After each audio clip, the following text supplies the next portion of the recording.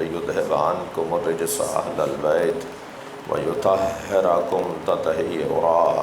اللهم صل على محمد وآل محمد وَلَعْنَةُ اللَّهِ عَلَى أَعْدَائِهِمْ أَجْمَعِينَ مِنْ يَوْمِ عَدَاوَتِهِمْ إِلَى قِيَامِ يَوْمِ الدِّينِ أَمَّا بَعْدُ قال الحكيم في قرآن الكريم بسم الله الرحمن الرحيم إن الله يأمر بالعدل والإحسان صلوات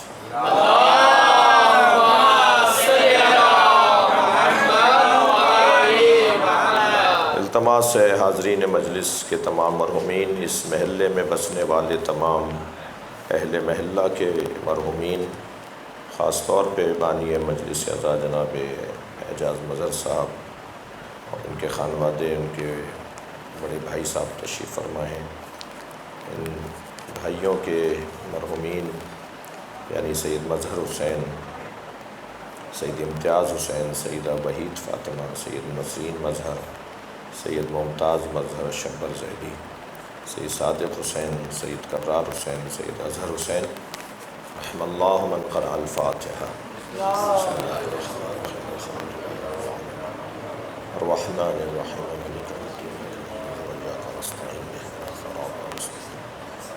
صراط الذین أنعمت علیہم غیر المغضوب علیہم ولا الضالین۔ بسم اللہ الرحمن الرحیم قل هو اللہ احد الصمد لم یلد ولم یولد ولم یکن له کفوا احد۔ بسم اللہ الرحمن الرحیم قل هو اللہ احد الصمد لم یلد ولم یولد ولم یکن له کفوا احد۔ اللہم صل علی محمد وعلی محمد۔ صلوات دیا کرتے ہیں۔ اللہم صل علی محمد وعلی محمد۔ سورہ مبارکہ نحل کی آیہ کریمہ ہے جس کا نشان 90 کی جو عدد ہے، گنتی ہے، اس پر یہ آیت موجود ہے۔ اللہ اپنے اس کلام میں حکم دے رہا ہے، امر کر رہا ہے، اور اس کی خواہش اور چاہت نہیں ہے بلکہ حکم ہے۔ ایک مرتبہ اللہ کا کہنا ہدایت اور ارشاد کی بنیاد پر، موعظہ اور نصیحت کی بنیاد پر ہوتا ہے۔ مثلا انما اعظکم بواحدہ، میں تمہیں ایک نصیحت کرتا ہوں، ان تقوموا للہ، جو کام بھی کرو، جو حرکت جنبش بھی ہو، وہ للہ ہی ہو، اللہ کی خاطر ہو۔ یہ اس کی نصیحت ہے۔ جو عمل کریں ظاہر ہے ان کا فائدہ ہے، ایک مرتبہ وہ امر کرتا ہے، واجب قرار دیتا ہے، یعنی اختیاری کام نہیں ہے کہ تم کرو یا نہ کرو، کر لو گے تو فائدہ ہے، نہیں کرو گے تو نہیں ہے۔ ان اللہ یأمر بالعدل والاحسان، اللہ تمہیں حکم دیتا ہے، اللہ حکم دینے والا ہے، یأمر امر کرنے والا ہے، حکم دینے والا ہے، بالعدل والاحسان، عدل کا اور احسان کا۔ اچھا، دونوں علیحدہ چیزیں ہیں، عدل علیحدہ مفہوم ہے اور احسان علیحدہ مفہوم ہے۔ پہلے تو ایک صلوات تشکر ہدیہ کریں اس بات پر۔ میں بات بتا دوں پہلے کہ مجالس اعضاء ایک اتنی بڑی نعمت ہے کہ ہمیں اس کے ذریعے سے قرآن کی تفسیر سننے کا موقع مل جاتا ہے،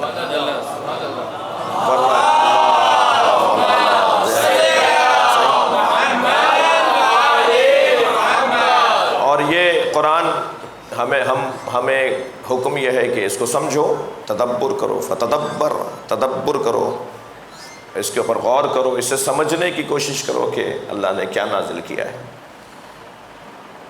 ایک باب، ایک عنوان گفتگو عدل الہی، اور جس پہ تھوڑی دیر آج کو غور کرنے کی کوشش کروں گا، اور اپنے محترم مجمع کو کچھ موسم کی نامساعدگی کی وجہ سے، موسم خراب نہیں ہے، موسم ہمارے ساتھ ہم آہنگ نہیں ہے۔ صلوات پڑھے گا محمد۔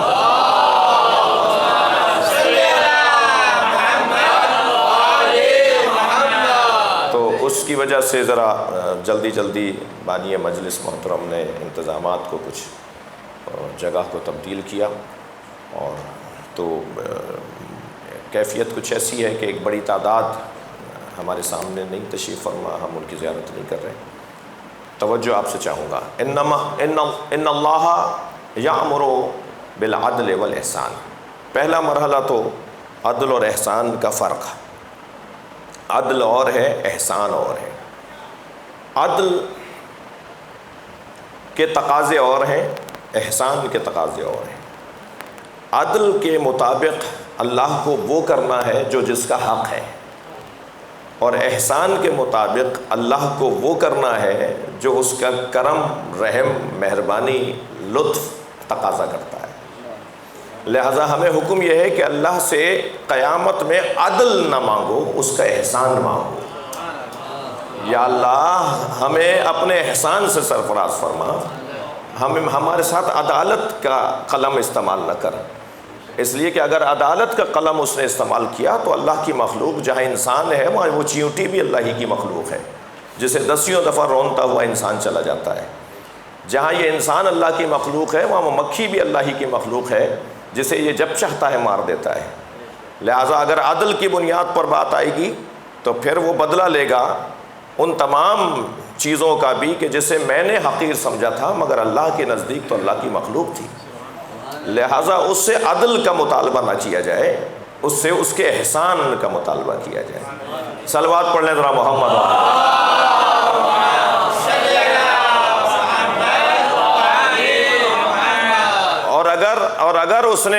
اور اگر اس نے احسان نہیں کیا ہمارے اوپر، اس نے ہم پر کرم نہیں کیا، اگر اس نے ہمارے ساتھ عدالت کا قلم استعمال کیا، تو سوائے چاہدہ معصومین کے، سوائے انبیاء معصومین کے، سوائے فرشتوں کے، سوائے ان ہستیوں کے جنہیں اللہ نے معصوم بنایا ہے، پھر کسی کا بھی شاید جنت میں جانا ممکن نہ ہو۔ اس کا کرم ہوگا جو لوگ جنت میں جائیں گے، اس کا احسان ہوگا جو لوگ سرفراز ہوں گے اور آخرت میں سرخرو ہو سکیں گے۔ تو اللہ سے ہمیشہ مانگا جائے تو اس کا احسان اور کرم مانگا جائے۔ یا اللہ کرم کرنا ہمارے ساتھ، اپنا احسان، ہمارے اوپر اپنا احسان نازل کرنا۔ تو یہاں دو چیزیں ذات کردگار نے اعلان کیا۔ حافظ صاحب اندر آ جائیے، آ جائیے۔ ایک صلوات پڑھ لیں گے ذرا نبی کی ذات۔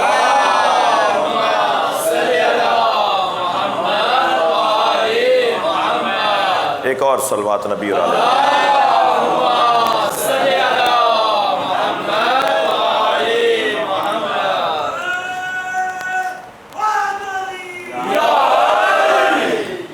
ایک اور صلوات نبی کی ذات۔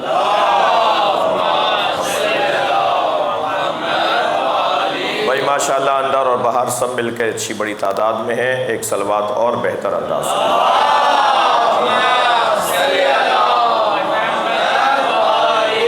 ان اللہ یأمر بالعدل والاحسان، اللہ امر کرتا ہے، حکم دیتا ہے، دیتا رہے گا، فعل مضارع ہے۔ اس کا کام ہی یہ ہے کہ وہ یہ نصیحت ضرور کرتا رہے، یہ حکم ضرور دیتا رہے کہ ہمیشہ عدل اور احسان کا دامن تھامے رکھنا۔ اچھا، جو دوسروں کو امر کر رہا ہے وہ خود بہت بڑا عادل ہے، وہ خود بہت بڑا مہربان ہے۔ دیکھیے، امامیہ اور ہمارے عزیز غیر امامیہ میں اصول دین میں جو فرق ہے وہ ان عددوں کا بھی فرق ہے۔ ہم 5 اصول دین مانتے ہیں۔ توحید، اس سے جڑا ہوا ایک اور اصل عدل، نبوت، اس سے جڑا ہوا ایک اور اصل امامت، اور پھر قیامت۔ یعنی ایک اعتبار سے اصل اصول تو ایک ہی ہے اور وہ ہے توحید۔ یعنی اگر اصول دین کہا جائے، اصول دین نہیں، اصل دین کیا ہے؟ تو وہ اصل دین توحید ہے، یعنی تصور الہی، اللہ کے وجود کا تصور۔ پھر جب اصل اصول کے ساتھ جڑے ہوئے اصول کی بات کریں گے تو ہمیں اللہ کی توحید کے بعد امامیہ، جس ممبر کا میں ترجمانی کر رہا ہوں، اس ممبر کا کہنا یہ ہے کہ توحید کے فوراً بعد عدل الہی۔ ہم عدل الہی کو اصول دین میں واجبات اور لوازمات دین اور ضروریات دین تصور کرتے ہیں، یعنی وہ گویا ہمارے نزدیک بنیادی ضروریات سے ہم آہنگ نہیں ہے کہ جو اللہ کی وحدانیت کے بعد اللہ کی عدل کا قائل نہ ہو، اللہ کے عدل کا قائل نہ ہو۔ اچھا عدل ہی کیوں بھائی؟ اللہ کی تو صفات، اچھا صفت ہے یا کیا ہے؟ یہ عدل کیا ہے؟ اگر عدل صفت ہے تو قدرت بھی صفت ہے، اگر قدرت صفت ہے تو حیات بھی صفت ہے، تو پھر اور صفتوں کو آپ اللہ کی کیوں نہیں لیتے؟ عدل ہی کو کیوں لیتے ہیں اصول دین میں؟ اور صفتوں کو آپ توحید میں کیوں لیتے ہیں؟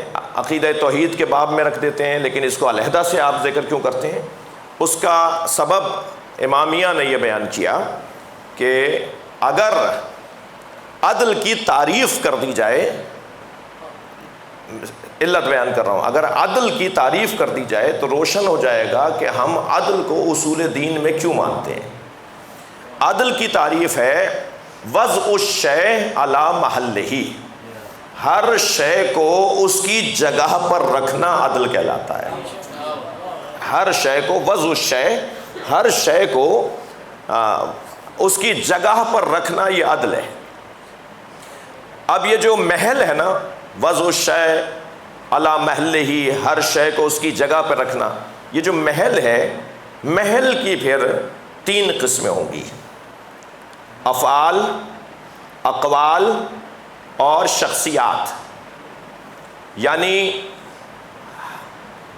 ہر کام کو صحیح وقت پر انجام دینا یہ عدالت کہلائے گا، ہر بات کو صحیح وقت پر بولنا یہ عدل کہلائے گا، اور ہر شخصیت کو، ہر ذات کو اس کے صحیح مقام پر بٹھانا یہ عدل کہلائے گا۔ صلوات پڑھ لیں ذرا محمد و آل محمد۔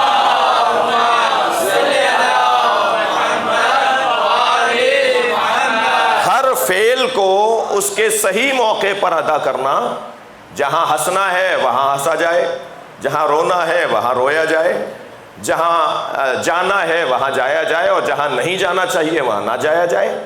یہ ہر فعل صحیح موقع پر اگر اس کی ادائیگی ہو جائے تو یہ عدالت کہلائے گی۔ جی کہاں کیا کرنا تھا، کہاں کیا نہیں کرنا تھا، یہ بحث عدالت کی بحث ہے۔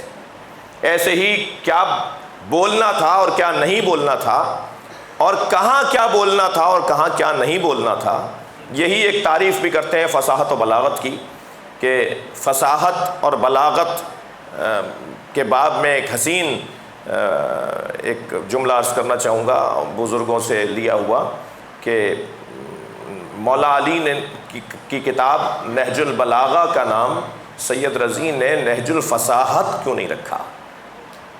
سید رضی نے اس کا نام نہج البلاغت کیوں رکھا ہے؟ یعنی نہج البلاغہ، ہم تو کیونکہ رکتے ہیں تو بلاغہ بول رہے ہیں، ورنہ اگر آپ دیکھیں تو وہ بلاغت تے کے ساتھ ہے۔ نہج البلاغت اس کا نام کیوں ہے؟ نہج الفصاحت نام کیوں نہیں ہے؟ اس لیے کہ بلاغت اور فصاحت میں فرق ہے۔ اچھے الفاظ کو بولنا یہ فصاحت ہے، مگر ان الفاظ کو کہاں بولنا ہے اور کہاں نہیں بولنا یہ بلاغت۔ مثال کے طور پہ دسترخوان سجا ہوا ہو اور میں آپ سے کہوں کہ یہ کھانا تناول فرمائیے اور ذرا اس غذا کو بھی میل فرمائیے گا اور یہاں بھی توجہ فرمائیے گا، اور یہ جو چیز بنی ہوئی ہے اس سے بھی خوش ذائقہ، یہ بھی خوش ذائقہ، اسے اپنے دہن کو ذرا خوش ذائقہ کیجیے گا۔ کتنے سجے ہوئے الفاظ ہیں، کتنے اچھے الفاظ ہیں، مگر یہی اچھے الفاظ ماہ مبارک رمضان میں دوپہر کے 2 بجے دسترخوان بچھا کر اگر کوئی بول رہا ہوگا تو یہ فصاحت ضرور ہے، بلاغت نہیں ہے۔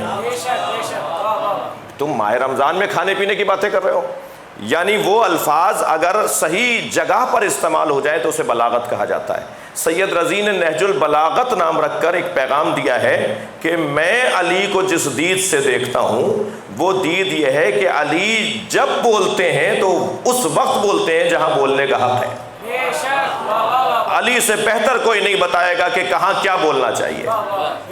بولنے کا محل، میں اپنے مضمون پر ہوں کہ اگر افعال کو صحیح وقت پر ادا کر دیا جائے تو یہ عدالت ہے، اقوال کو صحیح جگہ بول دیا جائے تو یہ عدالت ہے، اور شخصیات کو اگر صحیح جگہ بٹھا دیا جائے تو یہ عدالت ہے۔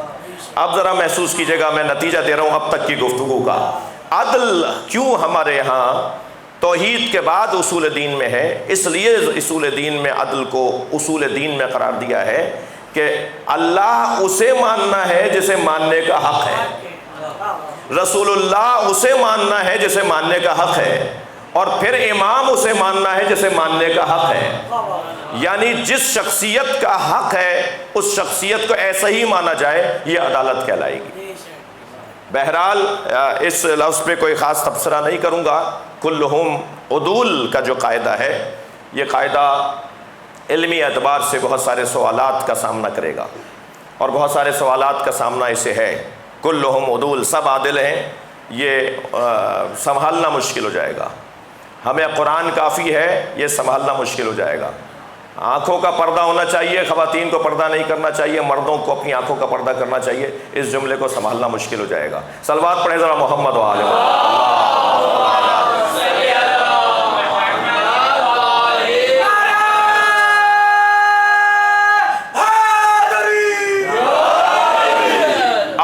عدل یعنی ہر شے کو اس کی جگہ پر رکھنا عدل ہے۔ دیکھیے تاریخ ابدیت میں سب سے پہلا معترض، عدل الہی پر سب سے پہلا معترض جس نے اللہ کو عادل نہیں مانا، توجہ چاہوں گا، جس نے اللہ کو مانا، اللہ کو خالق مانا، اللہ کو رب مانا، اللہ کو رازق مانا، لیکن جس نے اللہ کو عادل نہیں مانا، تاریخ ابدیت میں سب سے پہلا وہ بندہ جس نے اللہ کو عادل نہیں مانا وہ تھا جس نے یہ کہا خلقتہ من طین وخلقتنی من نار انا خیر منہ، اسے تو نے مٹی سے بنایا ہے اور مجھے تو نے آگ سے بنایا ہے، میں اس سے افضل ہوں۔ یہ اعتراض کرنا بتا رہا ہے کہ وہ عادل نہیں مانتا اللہ کو۔ تجھ سے زیادہ میں جانتا ہوں تو نے جو کام کیا ہے وہ کام اس کے مطابق نہیں کیا۔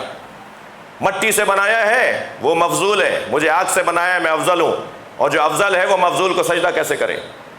جی نہیں مان رہا اللہ کو عادل، جبکہ کتنی بڑی غلط فہمی کا شکار ہے، قیاس کا شکار ہے، قیاس کر رہا ہے، اور قیاس نص کے مقابل قیاس نہیں ہوگا۔ جب اللہ نے کہہ دیا کہ آدم کو سجدہ کرو تو پھر اس کے بعد اللہ کے حکم کے بعد کوئی مقایسہ، کوئی گفتگو، کوئی تجزیہ، کوئی تبصرہ باقی نہیں رہتا۔ نص موجود ہو تو پھر اجتہاد نہیں ہوتا، نص موجود ہو تو پھر قیاس نہیں ہوتا۔ پھر غلط فہمی اتنی بڑی کہ خود سے سوچ لیا کہ آگ افضل ہے اور مٹی مفضول ہے۔ یہ کس نے کہا بھائی؟ آگ کہاں سے افضل ہو گئی مٹی سے؟ تم نے کسی کو بچھا ہوا دیکھ لیا تو اسے مفضول سمجھ لیا، اور کسی کو اٹھتا ہوا دیکھ لیا تو تم نے اسے افضل سمجھ لیا۔ ہمیشہ اڑتا ہوا اور اٹھتا ہوا افضل نہیں ہوا کرتا، اور ہمیشہ بچھا ہوا مفضول نہیں ہوا کرتا۔ صلوات پڑھیں ذرا محمد و آل محمد۔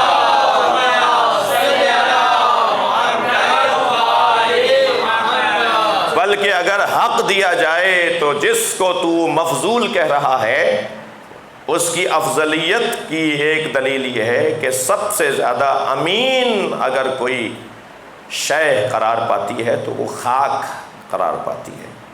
ہوا اڑا ڈالے گی، آگ جلا ڈالے گی، پانی بہا لے جائے گا، مگر مٹی ایک کی جگہ 10 لوٹائے گی۔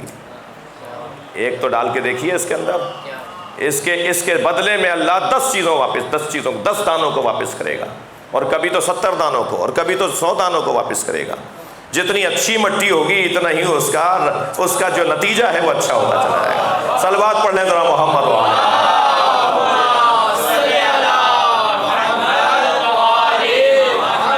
اور پھر میرے محترم سننے والوں، اہل دل سنی شیعہ کا مجمع ہے اس علاقے کے اندر، میرے سنی عزیزوں کی ایک بڑی تعداد ہے جو مجلس سن رہی ہے۔ ایک جملہ اور کہوں گا کہ یہ جو مٹی ہے نا، یہ اولیاء الہی کی بڑی پسندیدہ شے ہے۔ اللہ کے ولی مٹی کو بہت پسند کرتے ہیں۔ مٹی، خاک، زمین متجر اولیاء ہے۔ اولیاء تجارت جس جگہ پر بیٹھ کر کرتے ہیں نا، وہ زمین ہے جس پہ اولیاء تجارت کرتے ہیں بیٹھ کر۔ اولیاء ہواؤں میں اور فضاؤں میں اور مٹی کے علاوہ جا کر اللہ سے بات نہیں کرتے، لہٰذا سجدے کا مفہوم ہی خاک پر سر رکھنا ہے۔ اور اولیاء کی سب سے اچھی تصویر اور جلوہ، ولایت حاصل کرنے والوں کا جو جلوہ ہے وہ سجدہ ہے۔ سجدہ لوگوں کو ولایتوں تک پہنچاتا ہے۔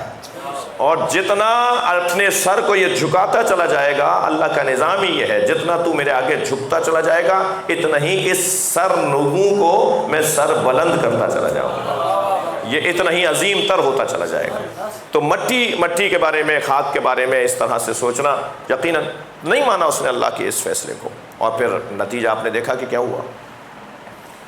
عدل یعنی ہر شے کو اس کی جگہ پہ رکھنا، یہ جامع ترین تعریف قرار دی گئی ہے، اور اس کی ضد ہے ظلم، یعنی آپ اس کو برعکس کر دیجئے، اس کو الٹا کر دیجئے تو پھر وہ ظلم کہلائے گا۔ یعنی جس کی جو جگہ تھی اس جگہ پر اسے اگر نہ رکھا جائے تو یہ ظلم ہے، اسے اس جگہ پہ رکھ دیا جائے تو یہ عدل ہے۔ اور اللہ کے یہاں عدل اس لیے لازم اور اس کی صفات غالب اور اس کے اہم ترین صفات میں سے ہے کہ کیونکہ اس کے ہاں ظلم نہیں ہے۔ اچھا، ان ساتھیوں کو عرض کروں کہ ظلم کرنے والے 4 طرح کے لوگ ہوتے ہیں۔ ظالم ان 4 قسموں میں سے کسی ایک، ان 4 سببوں میں سے کسی ایک سبب کا شکار ہوتا ہے، تب جا کے وہ ظلم کرتا ہے۔ سب سے پہلا سبب ظلم یا ایک سبب ظلم خوف ہے۔ جو خوف زدہ ہوتا ہے وہ ظالم ہو سکتا ہے، وہ ظلم کر سکتا ہے، کیونکہ خوف زدہ شخص پیش بندی کرتے ہوئے اور حفظ ما تقدم جیسے الفاظ کو سوچتے ہوئے، وہ اس سے پہلے کہ کوئی اس کے اوپر حملہ ور ہو اور اس کو کوئی نقصان پہنچائے یا اس کی دانش میں اسے کوئی ضرر پہنچے، وہ پہلے ہی قدم اٹھا لیتا ہے، اور وہ جو پہلے قدم اٹھا لیتا ہے تو وہ ظلم کر بیٹھتا ہے، کیونکہ اس کو سامنے والے کی نیت کا تو علم تھا نہیں کہ وہ میرے ساتھ کیا زیادتی کرے گا۔ آپ معمولاً یہ منظر دیکھتے ہوں گے، جلد بازی میں کام کرنے والے لوگ، عجلت کا شکار لوگ، جن پر خوف بھی طاری ہو۔ اگرچہ میں یہاں ایک جملہ اور عرض کروں گا کہ بعض جانوروں کی صفات کو اپنانے کا حکم دیا ہے نبی سرکار نے اور ائمہ اہل بیت نے۔ مثلاً سانپ کے بارے میں کہا ہے کہ کونوا کلہیہ، سانپ کی طرح زندگی گزارو۔ اشرف المخلوقات کو کہا جا رہا ہے کہ سانپ کی طرح زندگی گزارو۔ کیوں سانپ کی طرح؟ سانپ کے اندر 3 صفتیں ہیں، 3 عادتیں ہیں، 3 اس کی عادتیں ہیں، 3 مزاج کا حصہ، 3 باتیں ہیں۔ ایک تو یہ کہ وہ جس سے اسے خطرے کا خوف نہیں ہوتا، جس سے اسے خوف نہیں ہوتا، جس سے اسے خطرہ لاحق نہیں ہوتا، وہ اس پہ حملہ نہیں کرتا۔ بھائی کم سے کم انسان ایسے ہی ہو جائے۔ صلوات پڑھ لیں ذرا محمد والے۔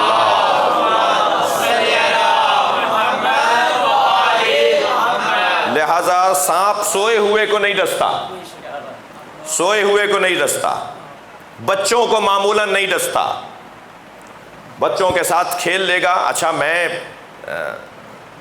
فطرت پر قائم سانپ کی بات کر رہا ہوں، پاگل سانپ کی بات نہیں کر رہا۔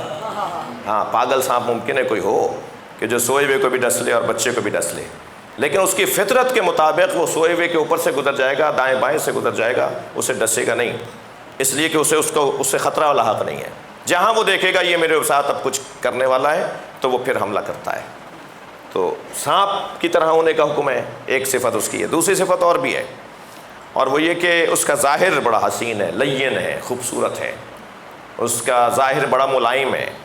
اگر کسی نابینا کو یہ بتائے بغیر کہ تمہارا ہاتھ کہاں رکھ رہے ہیں ہم، سانپ کے اوپر رکھ دیا جائے اور پھر اس سے پوچھا جائے کیسی چیز لگ رہی ہے، کیا چیز لگ رہی ہے، تو وہ تعریف ہی کرے گا، برائی نہیں کرے گا۔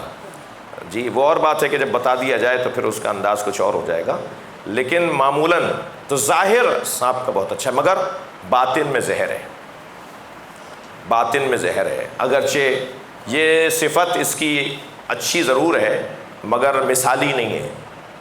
جس کا ظاہر اچھا ہو اور باطن میں زہر ہو اسی کو منافق کہا جاتا ہے۔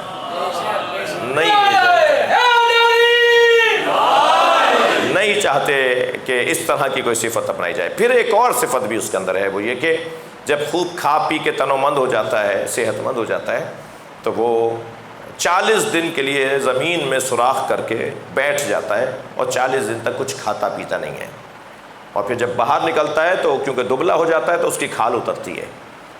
ریاضت کرتا ہے، وہ اپنے اوپر غور کرتا ہے، اپنی اصلاح کرتا ہے، اپنے آپ کو ٹھیک کرتا ہے۔ شاید یہ معصوم فرما رہے ہیں کہ سانپ کی یہ صفت اپنا لو۔ صلوات پڑھ لیں ذرا نبی اور آل نبی۔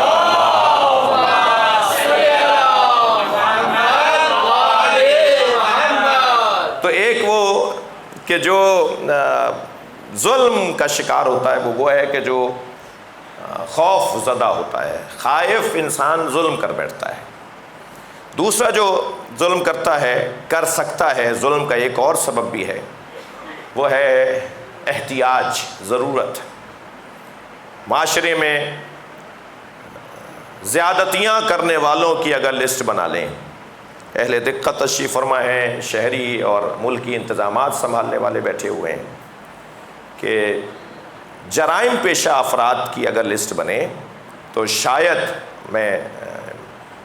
کہہ کر احتیاط کر رہا ہوں، شاید 70% وہ لوگ ملیں گے کہ جنہوں نے ضرورت کے مطابق جرم کیا تھا، مجبور تھے، ان کے پاس وسائل نہیں تھے، ان کے پاس، اگرچہ یہ ان کو میں مدد فراہم نہیں کر رہا کہ کل کو وہ کام کریں، جی مجلس میں سن کے آ رہے ہیں، مولانا بھی ہمارا ذکر کر رہے تھے، یہ ہرگز مراد نہیں ہے، لیکن اگر تحقیق کی جائے گی تو یہ ضرور لوگ نکلیں گے کہ جن کو کھانے کو نہیں تھا، جن کے ہاں بچے کی فیس نہیں تھی، جن کے ہاں بے عدالتی معاشرے کی انہیں مارے ڈال رہی تھی، ناانصافی معاشرے کی انہیں مارے ڈال رہی تھی، لہٰذا انہوں نے ایسا جرم کر لیا۔ بعد میں وہ بعض لوگ تو خود کو پیش کر دیتے ہیں کہ ہاں ہم نے کیا تھا، ہم اقرار کر رہے ہیں ہم نے کیا تھا، اب ہمیں سزا دے دو، اس وقت ہمارا مسئلہ حل ہو گیا تھا، آج ہم سزا بھگتنے کو تیار ہیں۔ ضرورت، احتیاج، لہٰذا ایسے افراد کے لیے ائمہ نے، خاص طور پہ مولا علی نے، سرکار نے سب سے پہلے اور پھر مولا علی نے ایسے افراد کے لیے فرمایا کہ مالک، میں تمہیں جہاں گورنر بنا کے بھیج رہا ہوں، افسران کی تنخواہ اتنی رکھنا کہ وہ لوگوں کے پیسوں کی طرف نہ دیکھیں، ان کی ضرورت کے مطابق ان کے حقوق اور ان کی تنخواہوں کو رکھنا۔ تھوڑی دیر کے لیے آپ وہ حضرات تو میری بات کو زیادہ محسوس کریں گے جو اس منزل سے گزر رہے ہیں اور گزرتے ہیں، جب کوئی کسی منصب پر فائز ہو جاتا ہے تو اس کے اخراجات بھی بڑھ جاتے ہیں، اس کے ذاتی اخراجات بڑھ جاتے ہیں، مہمانداریاں بڑھ جاتی ہیں، اس کے ساتھ لوگوں کے رابطوں کی وجہ سے اس کے مسائل بڑھ جاتے ہیں، تو اسے وسائل بھی زیادہ چاہیے۔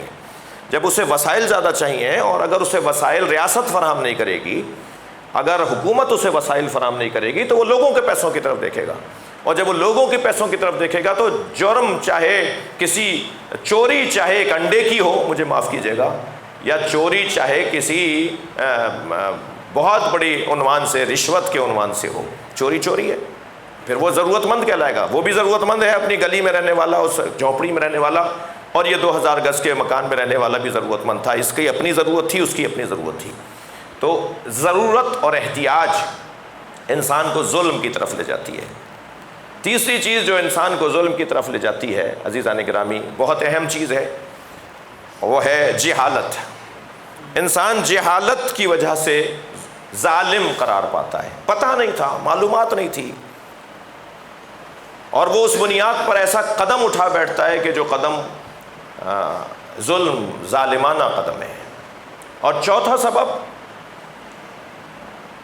سفاکیت، ذاتی، اب یہ لفظ میں چونکہ اردو میں استعمال ہے اور اس کو ذرا سے میں ترکیب کے ساتھ بولتا ہوں تاکہ ترکیب سے بولتا ہوں، ذاتی کمینگی جو ہے نا، یعنی ذاتاً خراب آدمی ہے، اس کو مزہ آتا ہے کسی کو تکلیف دے کر، اس کو خوشی ہوتی ہے کسی کو رلا کر، وہ جب تک کسی کو دن میں 1-2 دفعہ روتا پیٹتا نہیں دیکھ لے اس کو چین نہیں آتا۔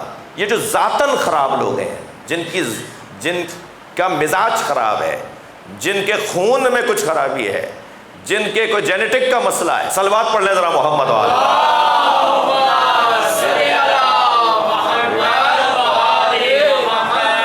وہ بھی ظلم کا شکار ہوتے ہیں۔ لہٰذا حجاج ابن یوسف جیسا نام، وہ کہتا ہے کہ میں جب تک روزانہ خون نہیں دیکھ لوں مجھے میرا دن اچھا نہیں گزرتا، جب تک کسی کو ذلیل ہوتا ہوا نہیں دیکھ لوں میرا دن اچھا نہیں گزرتا، جب تک میں کسی کو قتل نہیں کر دوں، دن میں ایک قتل میرے لیے میری زندگی کے لیے ضروری ہے، تو ایسا بندہ وہ جو ذاتی اس کی خرابی ہے. ایسے افراد معاشرے کے اندر ہمیں کہیں نہ کہیں نظر آ رہے ہوتے ہیں. یہ لوگ ایک اعتبار سے نفسیاتی بیمار بھی ہیں، اور ان افراد کے علاج کی بھی ضرورت ہے، اور ریاست انہیں کنٹرول کرے یہ بھی ریاست کی ذمہ داری ہے. صلوات پڑھ لیں ذرا محمد والے.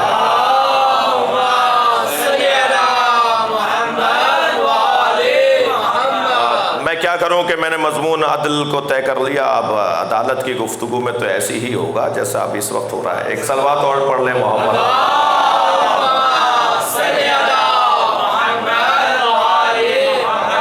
اور ظاہر ہے یہاں کی جو اندر کی فضا ہے وہ بھی تھوڑی سی طے شدہ نہیں تھی، لہٰذا انتظامات بھی جناب اعجاز مظہر صاحب نے بہت اچھے کیے ہیں. تو میں تھوڑا سا اپنے بیان کو ایک منزل کی طرف لے کے جا رہا ہوں. کوشش کرتا ہوں کہ بات میری آج کے بیان کی حد تک مکمل ہو جائے. عدل الہی، عدل، یہ 4 علتوں سے اللہ ہمیں بچائے. جہالت کی بنیاد پر کوئی قدم نہ اٹھائیں، ضرورت کی بنیاد پر کوئی ظلم نہ کریں، توجہ، کوئی ذاتی ہماری کمزوری نہ ہو، اور کسی سے خوف کی بنیاد پر. یہ تو ہو گئی نصیحت، کیونکہ اللہ نے ہمیں کہا ہے ان اللہ یامر بالعدل والاحسان. ہمیں کہا ہے اللہ نے کہ عدل و احسان کا ساتھ دو، عدل و احسان سے کام لو. اور خود جب اللہ عادل ہے اور ہم اپنے اصول میں اسے عادل مانتے ہیں، تو اللہ کے ہاں جہل ہے نہیں جو وہ ظلم کرے، خوف ہے نہیں جو وہ ظلم کرے. اس کی ذات تو ایسی ذات ہے کہ جس کے آگے محمد اور علی جیسا سجدہ کرے. صلوات پڑھ لیں ذرا نبی اور آل نبی.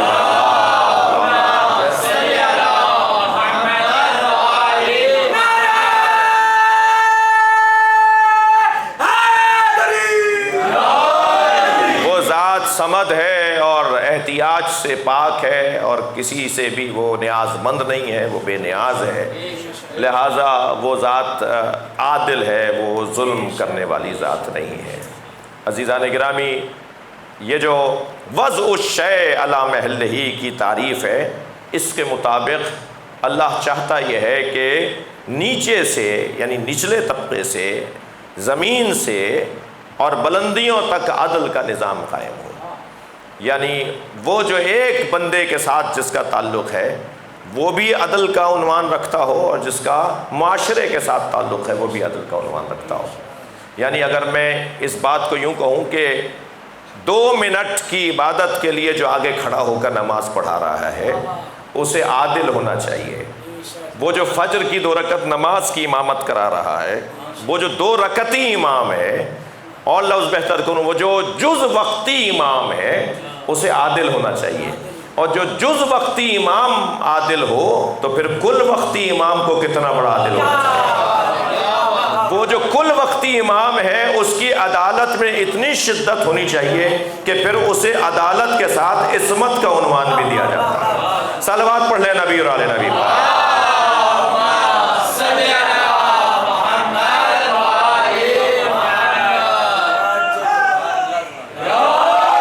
عزیزان گرامی، عدل کا ایک سالانہ مجلس ہے تو مجھے تھوڑی دیر اور بولنے دیجیے. بڑے اہتمام کے ساتھ اس مجلس کا انتظام ہوتا ہے، سال بھر اس کا انتظار ہوتا ہے، تو مجھے کوئی عجلت سے کام نہیں ہے، مگر چاہ رہا ہوں کہ ایک منزل اور اس بحث میں آگے آ جاؤں. اور وہ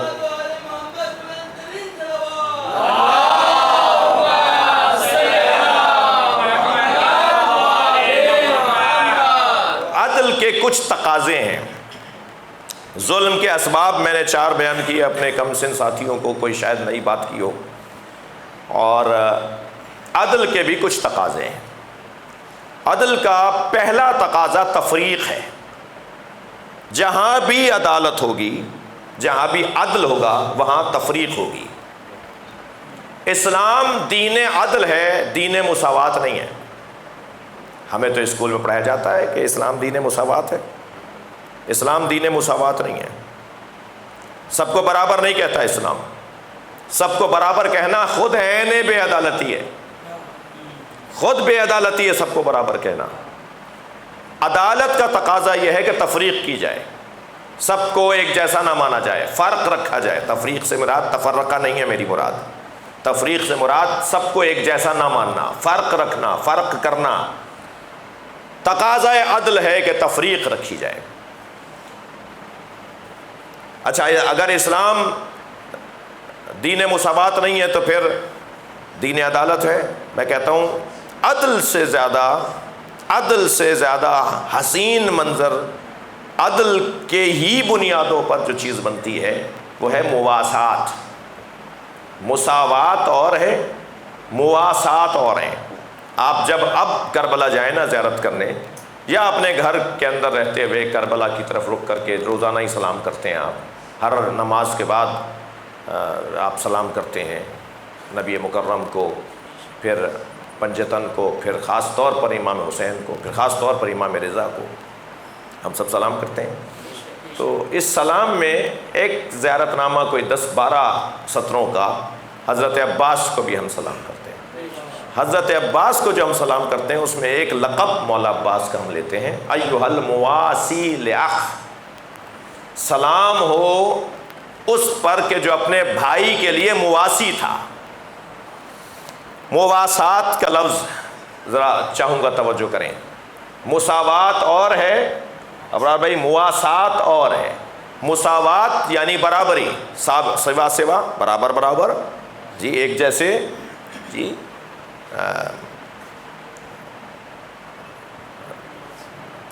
ما ساو اللہ الا علی و فاطمہ، اللہ نے کسی کو برابر نہیں بنایا ہے تو علی اور فاطمہ کو برابر بنایا ہے۔ صلوات پڑھنا۔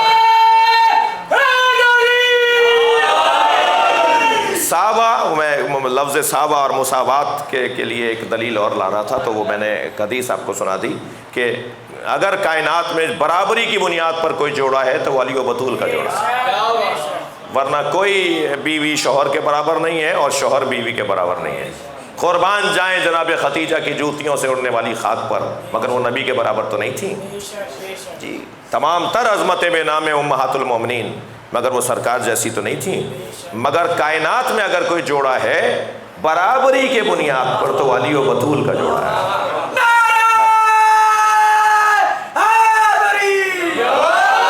تو مساوات یعنی برابری، مواسات برابری نہیں ہے، بلکہ مواسات کا اگر میں لفظ اور استعمال کروں تو مواسات یعنی فداکاری، مواسات یعنی قربانی، مواسات یعنی اپنا حق کسی اور کو دے دینا، مواسات یعنی دوسرے پہ قربان ہو جانا، مواسات یعنی دوسرے کی خاطر جینا۔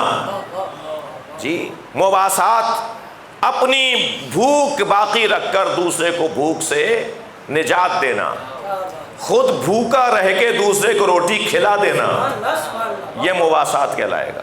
حضرت عباس کے القاب میں سے ایک لقب ہے، امام جعفر صادق علیہ السلام نے لقب دیا ہے۔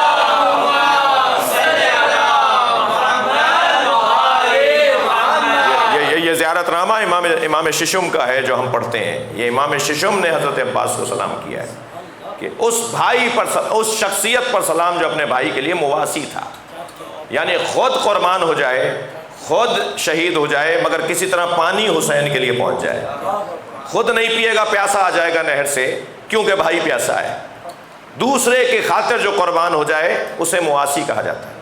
تو اگر اسلام میں حسن ہے تو وہ مواسات کی بنیاد پر نہیں ہے، مساوات کی بنیاد پر نہیں ہے، مواسات کی بنیاد پر ہے۔ اور یہ عدل ہے، اور عدل کا تقاضا تفریق ہے، سب کو ایک جیسا نہیں کریں گے۔ دو بچوں نے اسکول میں ایک ساتھ داخلہ لیا، ایک ذہین ہوشیار محنتی، ایک نکما کن ذہن محنت نہ کرنے والا۔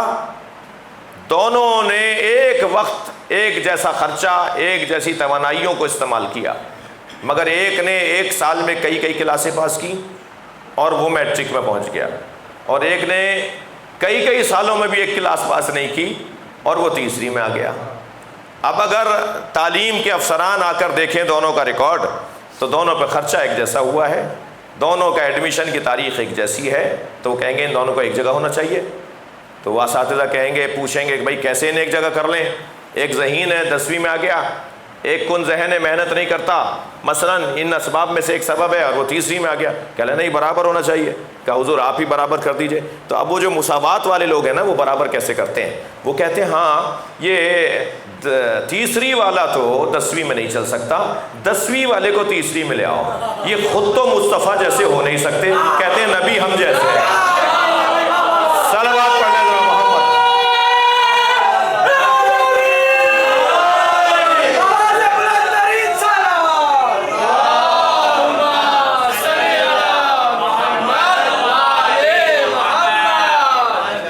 یہ جو مساوات، سب برابر، سب ایک جیسے، سب ایک بھائی اتنا بڑا مجمع یہاں تشریف فرمائے، بہار مومنین تشریف فرمائے، گھروں میں سن رہے ہیں اس وقت، گھر میں تشریف فرمائے، جو ایک جیسے اللہ نے بنائے، ہم میں سے کوئی نبی معصوم رسول تو نہیں ہے نا، جنہیں اللہ نے ایک جیسا بنایا ہے وہی ایک جیسے نہیں ہے، سب مختلف ہیں ہم میں، کوئی کسی جیسا نہیں ہے۔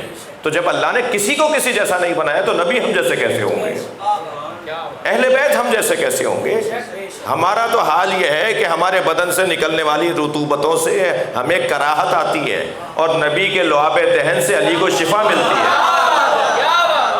کہاں کی برابری ہو رہی ہے؟ صلوات پڑھ لیں ذرا محمد و آلہ۔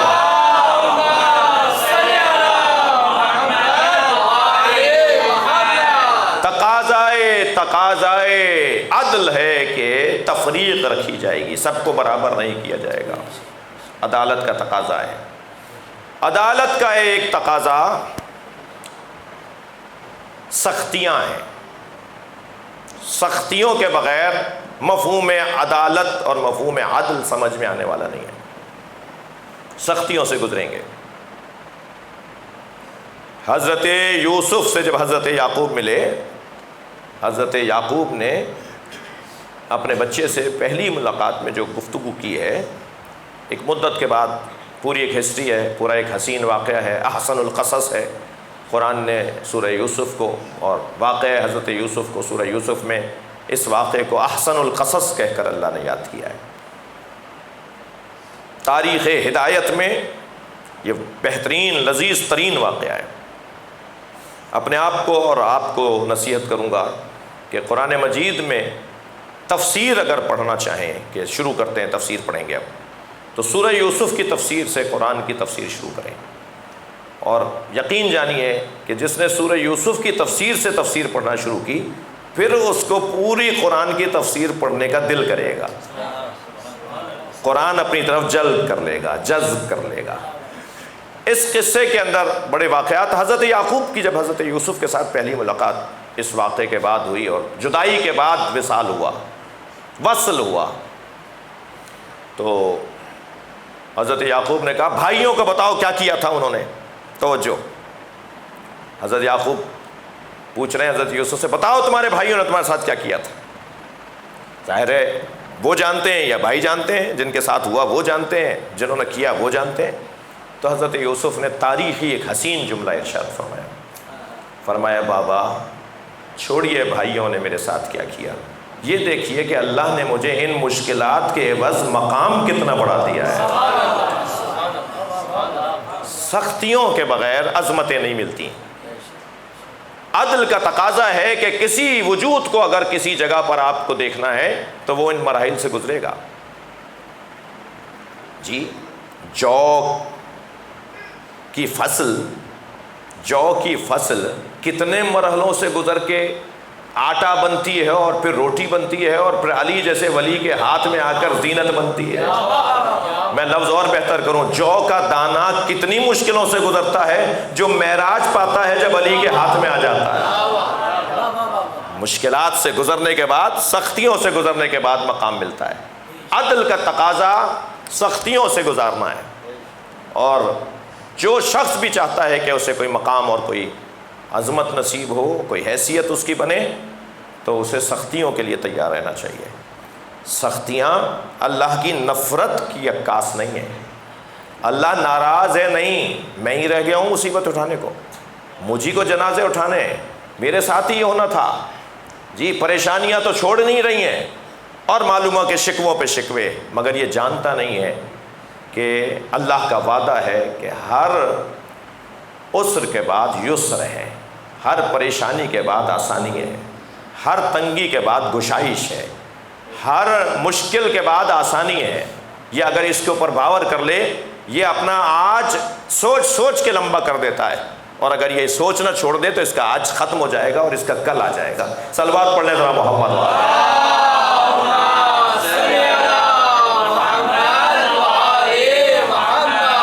تقاضائے عدل پریشانیوں اور مشکلات کا سامنا ہے۔ خود آپ دیکھ لیجئے کہ جب اللہ نے یہ طے کر لیا تھا کہ حسین کو حسین بنانا ہے تو کتنی مشکلات سے گزارا حسین کو، کتنے آلام مصائب سے گزارا امام حسین کو علیہ الصلاۃ والسلام۔ جس ذات کی عظمت کو یاد کرتے ہوئے ائمہ اہل بیت یہ فرمائیں کہ ہمیں اللہ نے امامت بطفیل حسین عطا کی ہے۔ جا رہے ہیں پیدل چلتے ہوئے قبر حسین کی طرف امام ششم، ایک چاہنے والے نے کہا مولا آپ گھوڑے سے اتر گئے ہیں۔ جیسے ہی کربلا کی حد شروع ہوئی نا، امام نے گھوڑا چھوڑ دیا، اتر آئے نیچے۔ بہت فاصلہ تھا کربلا کی حدوں سے قبر امام حسین تک، پیدل چل رہے تھے۔ ایک چاہنے والے نے پوچھا مولا آپ بھی امام ہیں اور جن کی قبر پہ جا رہے ہیں وہ بھی امام ہیں؟ تو فرمایا ہمیں امامت پہ تصدق حسین ملی ہے، ہم اگر امام بنائے گئے تو اس لیے کہ اولاد حسین ہیں۔ جی کتنی مصیبتوں کا مصائب کا سامنا کیا، اور مگر حسین جانتے تھے کہ میں کیا کر رہا ہوں اور میرے ساتھ کیا ہو رہا ہے۔ ظاہر ہے جو مقام معرفت علم امام حسین کا تھا وہ تمام تر احترام کے ساتھ دیگر شہدائے کربلا کا تو نہیں ہے، لہٰذا کہیں کہیں امام کو بتانا ہوا کہ صبر کرو، وقت گزارو اور شکر کے ساتھ وقت کو آگے بڑھاؤ۔ وہ منظر بھی بڑا شدید تھا جب خبر آئی کہ زینب بے ہوش ہو گئی ہے، تو امام خیمے میں آئے، جناب زینب کی پیشانی پہ ہاتھ رکھا، سورہ شفا پڑھی، جناب زینب نے آنکھیں کھولیں تو پہلا سوال یہ کیا بہن تمہارا یہ حال کیوں کر ہے؟ فرمایا بھائی مجھے یہ احساس ہوتا ہے کہ کل کا دن جب نمودار ہوگا، شب عاشور کی بات ہے، تو بھائی میری ماں کی اولاد کے ساتھ کیا ہوگا، نانا کے گھرانے کے ساتھ کیا ہوگا، تمہارا کیا بنے گا، کیا کریں گے تمہارے ساتھ؟ تو امام نے فرمایا بہن میرے ساتھ ذرا کربلا کے بیابان میں چلو۔ دونوں بہن بھائی، شریکت الحسین ہے، معمولی وجود نہیں ہے، دونوں بہن بھائی صحرا میں گئے۔ امام نے نشاندہی فرمائی وہ جگہ جو دیکھ رہی ہو اس طرف علی اکبر گھوڑے سے گرے گا، بتا رہے ہیں اب بہن کو تیار کر رہے ہیں، وہ جگہ جو دیکھ رہی ہو وہاں علی اصغر کو تیر لگے گا، وہ جگہ قاسم پہ گھوڑے دوڑیں گے۔ پھر یہ شہادت جگہوں مقامات شہادت کو دکھا کر فرمایا وہ جو نشیبی جگہ دیکھ رہی ہو وہاں میں گھوڑے سے گروں گا اور مجھے یہاں ذبح کر دیا جائے گا۔ بہن کل کا دن گزر جائے گا، تم پہ کچھ دن مصیبتوں کے رہیں گے، پھر یہاں ہمارا مزار بنے گا، لوگ دور دور سے ہمیں سلام کرنے آئیں گے، میری قبر زیارت گاہ بنے گی فرشتوں کے لیے اور ہدایت کا ذریعہ بنے گا، میری اس قربانی کو اللہ ہدایت کا ذریعہ بنائے گا۔ وقت گزر گیا، جنہوں نے 11 محرم کو رسیاں ڈالی تھیں ان کے تو آج قبروں کا پتہ نہیں ہے، مگر جن کے ہاتھوں میں رسی ڈالی گئی تھی آج شام میں اس زینب کا مزار تو کوئی جا کے دیکھے۔ جنہوں نے تازیانہ مارا تھا آج ان کی قبروں کا بھی پتہ نہیں ہے، مگر جنہوں نے تازیانہ کھایا تھا آج کربلا میں جا کے تو دیکھیں، ایسا لگتا ہے کہ جیسے انسان زمین پر معراج کر رہا ہو، معراج کے عالم میں ہو۔ جب کربلا ہم پہنچتے ہیں نا، ایک خاص روحانیت ہے، ایک خاص نور ہے کربلا کی زمین پر، اس کی گلیوں اور کوچوں میں۔ عزاداروں آج 13 محرم ہے، بیویوں کا قافلہ کوفہ پہنچ رہا ہے۔ 11 محرم کو اجر و کمل، اللہ آپ کی آوازیں بلند ہو رہی ہیں، اللہ آپ کو اجر عطا فرمائے۔ 11 محرم کو اسیروں کا قافلہ کربلا سے چلا تھا، اور 15 محرم کو کوفہ میں پہنچا اور رہا کوفے کے اندر 15 محرم تک، اور 15 محرم سے پھر چلا تو پہلی سفر کو شام پہنچا۔ 15 دن جو بیویاں سفر میں تھیں، کوئی پوچھے آل نبی سے کہ جنہیں چلنے کی عادت نہیں تھی، جن کو نازوں سے پالا گیا تھا، خاص طور پر امام سجاد کے لیے ہے کہ آپ کا بدن بہت نازک تھا۔ امام سجاد کے ہاتھ پیر مبارک آپ کے نازنین بدن تھا، آپ کا پیروں میں کانٹے چبھیں گے، امام کے گلے میں توق ڈالا جائے گا، ہاتھوں میں ہتھکڑیاں ڈالی جائیں گی، اور امام کو کشاں کشاں، فرماتے ہیں ہمیں شام کے بازار میں ایسے کھینچا جا رہا تھا جیسے بیچے جانے والے غلاموں کو کھینچا جاتا ہے۔ فرماتے ہیں مجمع اتنا زیادہ تھا، اجرکم اللہ، اجرکم اللہ، آپ کو اجر عطا فرمائے اللہ۔ فرماتے ہیں مجمع اتنا زیادہ تھا کہ لوگوں کا ازدحام اتنا تھا کہ میں یہ کہتا تھا کہ کسی طرح سروں کو آگے لے جاؤ تاکہ لوگ میرے بابا کا سر دیکھیں، میری پھوپھیوں کی جانب نہ دیکھیں، ہماری بہنوں کی طرف نہ دیکھیں۔ بڑا سخت مرحلہ تھا امام سجاد کے لیے۔ 13 محرم کو یہ قافلہ کوفہ، 12 محرم کو کوفہ پہنچا ہے اور 13، 14، 15 تک کوفے میں رہا ہے۔ جب کوفے کے بازار سے یہ قافلہ اہل بیت کا گزرنے لگا نا، تو ایک بچے نے دوسرے بچے سے کہا مجھے بھوک لگ رہی ہے۔ اچھا، یہ کسی اور سے پانی مانگ لیتے تھے مگر کھانا نہیں مانگتے تھے۔ اہل بیت کی کرامت دیکھیے، اس لیے کہ دنیا میں پانی مانگنا عیب نہیں ہے، لیکن انسانی قدروں میں روٹی مانگنا اور کھانا مانگنا اچھا نہیں سمجھا جاتا۔ ان بچوں نے اگر کسی سے مانگا بھی تو کہا پانی پلا دو، مگر یہ نہیں کہا کہ ہمیں بھوک لگ رہی ہے۔ آپس میں ایک بچہ دوسرے بچے سے کہنے لگا کہ مجھے بھوک لگ رہی ہے۔ ایک چھت پر کھڑی عورت جو تماشا دیکھنے والوں میں سے تھی، باہر نکل کر آئی تھی یہ سوچ کر کہ میں بھی تو دیکھوں کہ باغی کا گھرانہ کون سا گھرانہ ہے، کس باغی کو کوفے، کس باغی کو کربلا میں مارا گیا ہے۔ تو وہ ابھی چھت پر کھڑی تھی کہ اس نے ایک بچے کی آواز دوسرے بچے سے بولتے ہوئے سنی کہ مجھے بھوک لگ رہی ہے۔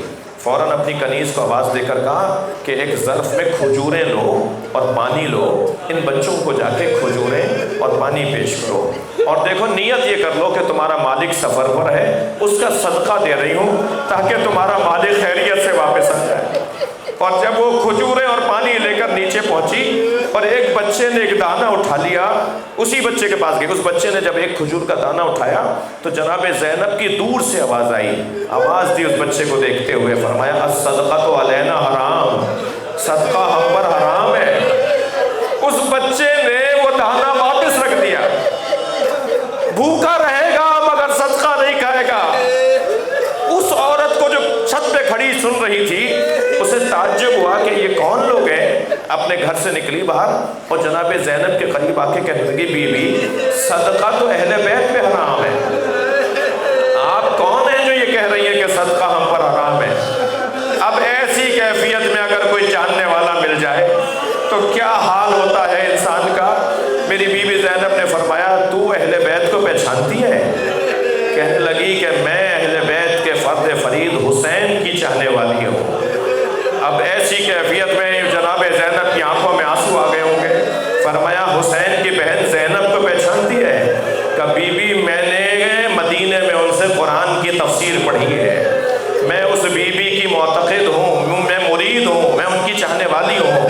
بس یہ جملہ جیسی کہا نا تو جناب زینب کی آواز آئی ام حبیبہ پہچانو، یہ تمہارے سامنے زینب کھڑی ہے، کربلا میں حسین کو مار دیا، ہمیں اسیر بنا کر لے کر آئے، واہ مصیبتا واہ محمدا واہ حسینا الا لعنت اللہ علی قوم الظالمین۔ یا اللہ ان آوازوں پر رحمت نازل فرما، اس گھر پہ اپنا کرم نازل فرما، اس آبادی پر اپنا رزق نازل فرما، ہم سب کی عاقبت پر خیر فرما۔